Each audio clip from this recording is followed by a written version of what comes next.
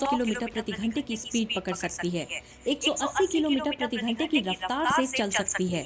Vande Bharat express, जिसमें 0% jerk होता है, जिसके आगे यूरोप की मॉडर्न ट्रेनें फेल हैं। क्या आपको पता है वंदे भारत एक्सप्रेस को किसने बनाया? 21वीं सदी में भारत की सबसे बेहतरीन ट्रेन की कहानी क्या है? कौन है वो अनसंग हीरो जिसने वंदे भारत ट्रेन को बनाने के लिए अपना सब कुछ दांव पर लगा दिया था? द ड्राफ्ट के आज के एपिसोड में हम आपका इंट्रोडक्शन उससे कराएंगे जिसने भारत को वो ट्रेन दी जिसकी 5 साल पहले तक कोई कल्पना भी नहीं कर सकता था। ये उस हीरो की कहानी है जिसकी जिद ने प्रधानमंत्री नरेंद्र मोदी के 3S संकल्प यानी स्केल, स्पीड और स्किल को सिद्धि तक पहुंचाया।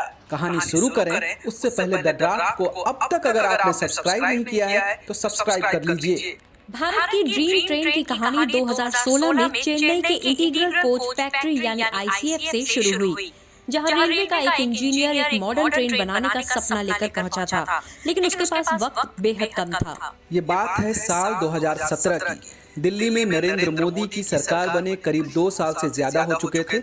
इन 2.5 सालों में देश ने 2 रेल मंत्री देख लिए थे, लेकिन ना तो रेल की दशा सुधर रही थी और ना ही रेल हादसों पर कोई ब्रेक लग रहा था। सरकार आए दिन होने वाली इन दुर्घटनाओं को रोकने के अलावा रेलवे के लिए एक सॉलिड फ्यूचर प्लान बनाना चाहती थी, जो इंडिया में रेल यात्रियों के एक्सपीरियंस को बदल दे। इन चैलेंजेस को देखते हुए साल 2017 के शुरुआती महीनों में प्रधानमंत्री नरेंद्र मोदी ने दिल्ली में रेल मंत्री और रेलवे के टॉप अधिकारियों की एक बैठक बुलाई। इन अधिकारियों की बैठक में PM नरेंद्र मोदी ने कहा, हमें वर्ल्ड क्लास ट्रेन बनानी है, हमें रेल यात्रियों को आरामदायक, सुरक्षित और मॉडर्न ट्रेन देनी है। इसके लिए आप लोग प्लान बनाइए और बताइए ये कैसे होगा। इस मीटिंग के बाद रेल अधिकारियों की अलग अलग टीम बनी और वो जापान और यूरोपीय देशों की बेहतरीन ट्रेनों को देखने और उसे खरीदने की तैयारी करने लगे। कई हफ्तों की विदेश यात्रा के बाद रेलवे अधिकारी लंबे लंबे प्रेजेंटेशन और बड़े बड़े रेलवे कैटलॉग के साथ PM की मीटिंग का इंतजार कर रहे थे। जब ये सब चल रहा था तो एंट्री हुई इंटीग्रल कोच फैक्ट्री यानी ICF के जनरल मैनेजर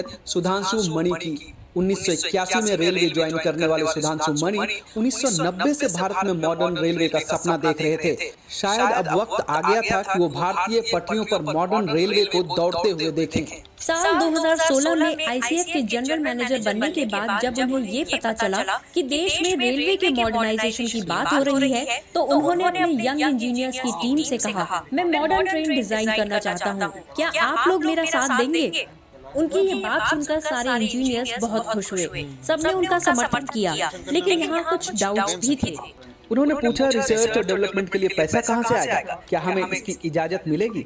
रेल मंत्रालय से मंजूरी कौन दिलाएगा? इस पर सुधांशु मणि ने कहा, मैं तुम्हारा लीडर हूँ, मंजूरी दिलाने की जिम्मेदारी मेरी है। रेलवे बोर्ड और रेल मंत्रालय से मंजूरी दिलाना अपने आप में एक बड़ा काम था, क्योंकि वहाँ कई तरह की रुकावटें थी। रेलवे बोर्ड के ज्यादातर अधिकारी इस पक्ष में थे कि भारत में ट्रेन डिजाइन करने से बेहतर है विदेशों से ट्रेन खरीद ली जाए। विदेशों से ट्रेन खरीदने के लिए कई रेलवे डीलर भी साठगांठ में लगे हुए थे, इसलिए इसकी ज्यादा आशंका थी कि सुधांशु मणि का प्रपोजल खारिज हो जाए। यानी सपना टूटने की आशंका ज्यादा थी, लेकिन सुधांशु मणि ने कोशिश करने से पहले हारना नहीं सीखा था। इसलिए रेलवे बोर्ड को सीधे प्रपोजल भेजने की जगह वो रेलवे बोर्ड के चेयरमैन के पास पहुंचे। उन्होंने रेलवे बोर्ड के चेयरमैन को कहा, मैं और मेरी टीम एक स्वदेशी मॉडर्न ट्रेन बनाना चाहते हैं, क्या आपको लगता है कि हम ये कर सकते हैं? इस पर बोर्ड के चेयरमैन ने कहा, मुझे यकीन है आप और आपकी टीम ये कर सकती है, लेकिन बोर्ड मुझे पीछे खींच रहा है। जवाब में सुधांशु मणि ने कहा, आप चेयरमैन हैं, आपको विदेश से जो खरीदना है खरीद लीजिए, मुझे सिर्फ 2 ट्रेन बनाने की इजाजत दीजिए और आप विदेशी ट्रेन को खरीदने में जितना खर्च करेंगे उसके 1/3 खर्च में मैं स्वदेशी ट्रेन बना दूंगा। फिर भी रेलवे बोर्ड के चेयरमैन इसके लिए तैयार नहीं थे। इसके बाद सुधांशु मणि ने आखिरी कोशिश की और कहा, अगर आप मुझे स्वदेशी ट्रेन बनाने की इजाजत नहीं देंगे तो मैं आपके कदमों में गिर जाऊंगा और तब तक आपका पैर नहीं छोड़ूंगा जब तक आप मुझे इसकी इजाजत नहीं दे देते। सुधांशु मणि इसके बाद चेन्नई में ICF के दफ्तर पहुंचे। उन्होंने अपनी टीम को बुलाया और कहा, मैं इजाजत लेकर आ गया हूं, अब आगे बढ़ते हैं।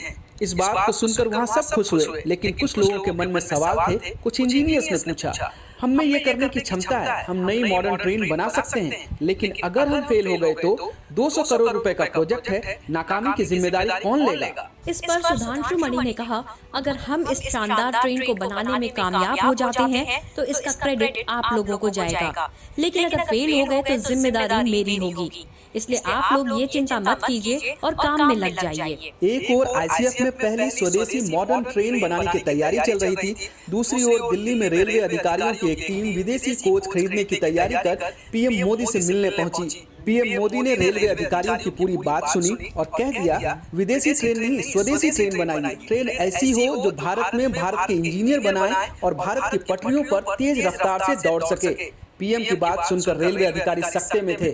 उन्हें ये बिल्कुल समझ नहीं आ रहा था कि अब वो क्या करें। इधर चेन्नई में आईसीएफ के जनरल मैनेजर सुधांशु मणि को लग रहा था कि मॉडर्न ट्रेन बनाने का उनका सपना पूरा होने वाला है, लेकिन अभी इसमें काफी ट्विस्ट एंड टर्न्स बाकी थे। सुधांशु मणि ने इंजीनियर्स की एक टीम बनाई, कंसल्टेंट्स हायर किए गए, पूरे प्रोजेक्ट के लेआउट का काम शुरू हो गया। इंजीनियर्स को तेजी से काम करने का लक्ष्य दिया गया, लेकिन तब एक ऐसा सवाल सामने आया जो पूरे प्रोजेक्ट को खत्म कर सकता था। इंजीनियर्स की टीम ने अपने जीएम सुधांशु मणि से पूछा, अभी अप्रैल 2017 चल रहा है, एक मॉडर्न ट्रेन डिजाइन करने में कम से कम 36 से 42 महीने का समय लगता है। आप दिसंबर 2018 में रिटायर हो जाएंगे, हमारे पास सिर्फ 1.5 साल का समय है। इतनी जल्दी ट्रेन डिजाइन नहीं हो सकती। अगर आपकी जगह कोई दूसरा लीडर आया और उसने बीच में सब बंद कर दिया तो क्या होगा? आप ये रिस्क क्यों ले रहे हैं? ये सवाल बड़ा भी था और परेशान करने वाला भी। इस सवाल से एक बार ऐसा लगा कि सुधांशु मणि अपने पैर पीछे खींच लेंगे, लेकिन सुधांशु मणि ने कहा, बात सही है, लेकिन मेरे पास इसका सॉल्यूशन भी है। हमारे पास भले ही यूरोप की तरह वर्क इंफ्रास्ट्रक्चर नहीं है, हमारे पास जापान के इंजीनियर्स वाला दिमाग नहीं है, लेकिन हम भारतीय हैं, हमें गधे की तरह काम करना आता है, वो हम कर सकते हैं। इसलिए हम गधों की तरह काम करेंगे, दिन रात 24 घंटे काम में लगेंगे। अगर हमने ऐसा किया तो दिसंबर 2018 से पहले ट्रेन बनकर तैयार हो जाएगी। दिसंबर 2018 का टारगेट था। उस ट्रेन को नाम दिया गया ट्रेन 18 और फिर काम बिजली की स्पीड से शुरू हो गया। लेकिन तब तक पूरी दुनिया को ये पता चल चुका था कि भारत में मॉडर्न ट्रेन डिजाइन हो रही है। इसका प्रेशर बहुत ज्यादा था, कहीं फेल हो गए तो क्या होगा? भारत में पहली बार मॉडर्न ट्रेन डिजाइन हो रही थी। भारतीय इंजीनियर्स के पास इंटीरियर डिजाइन का एक्सपीरियंस नहीं था, इसके लिए विदेशों से कंसल्टेंट हायर किए गए। लेकिन इस बात का ध्यान रखा गया कि इंटेलेक्चुअल प्रॉपर्टी और डिजाइन राइट्स भारत के पास ही रहे। मॉडर्न कोच और बेटर सीटिंग अरेंजमेंट मटेरियल का भारत में बनाना और मिलना मुश्किल था। समय भी बहुत कम था, इसलिए सीटिंग से जुड़ा 20% मटेरियल बाहर से मंगाने का फैसला हुआ। 1.5 साल तक लगातार बिना थके बिना रुके काम करने के बाद अक्टूबर 2018 तक ट्रेन 18 तैयार हो चुकी थी।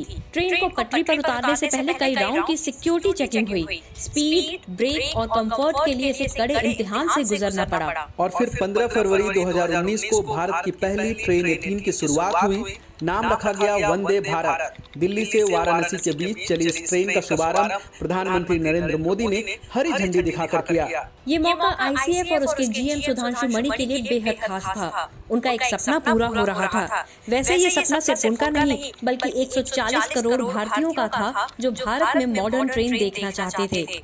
लेकिन वंदे भारत की कहानी सिर्फ इतनी नहीं है। इस ट्रेन के व्हाइट कलर की कहानी भी काफी इंटरेस्टिंग है। वैसे भारत में हमेशा से ट्रेन को ऐसे रंग का रखा जाता है कि वो गंदी ना दिखे, क्योंकि भारत में धूल और मिट्टी की समस्या बहुत ज्यादा है। राजधानी एक्सप्रेस से लेकर शताब्दी तक ट्रेनों में इस बात का खास ख्याल रखा गया था कि ट्रेन ऐसे कलर की हो जिसमें गंदगी का पता न चले, लेकिन वंदे भारत को पूरी तरह से सफेद रखने का फैसला लिया गया। इसी प्रोजेक्ट से जुड़े एक और इंजीनियर ने कहा था, हमने इसे एक लग्जरी कार की तरह पेंट किया है, न कि ट्रेन की तरह। वंदे भारत में पेंट की 6 परतें होती हैं और अंतिम परत पारदर्शी परत होती है जो धूल को दूर भगाती है। इस ट्रेन की खासियत ये भी है कि इसमें अलग से इंजन का डब्बा नहीं है। ये भारत में अपनी तरह का पहला प्रयोग था। बुलेट ट्रेन की तरह इसमें भी इंजन इनबिल्ट है। वंदे भारत सिर्फ 52 सेकंड में 100 किलोमीटर की स्पीड पकड़ सकती है, जो बुलेट ट्रेन से बेहतर है।